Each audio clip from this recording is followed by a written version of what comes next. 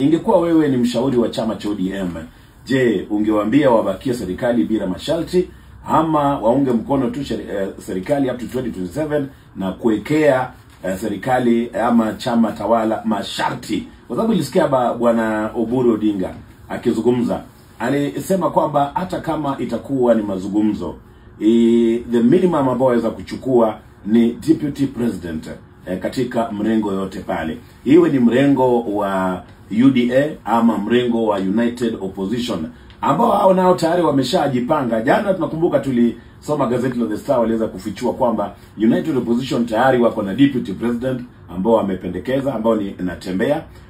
Presidential candidate ni Kalonzo Musyoka. Alafu kuna pia speaker Eugene Wamalwa, kuna speaker wa Senate Martha Karua.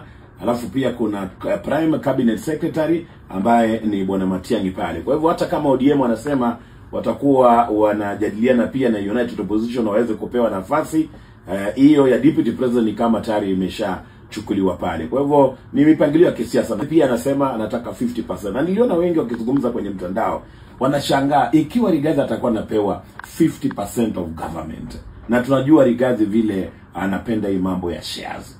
Sasa Wakenya wengine watabaki na nini jamani? Wajua Rigathi na mambo yake ya shares. Yes. Yeye anajua share ni yake. Yes. na tunajua inaelekea pande gani. Yes. Vile huwa anazungumza. Kwa hivyo wanauliza, na Wakenya wengine utabaki na ngapi jamani? Wa Masai na wengine wa Mombasa, watu wa kutoka Western region na mambo kama hayo.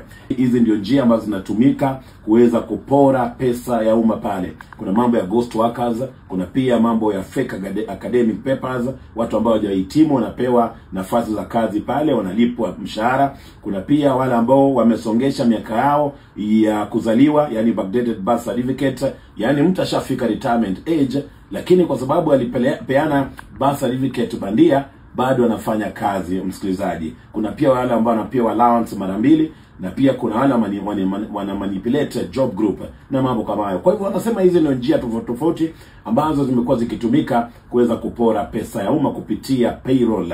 Na unajua tumekuwa tukishangaa itakuwaje kwamba karibu zaidi ya nusu ya mapato yetu huwa inaenda kwa recurrent expenditure, yani kulipa mishahara. Yani you can imagine wewe umepata mapato fulani, alafu zaidi ya nusu inaenda tu kulipa wafanyikazi. Sasa kuna pesa ambayo inabaki ya maendeleo ama kuweza kujenga mabarabara na mambo kama hayo.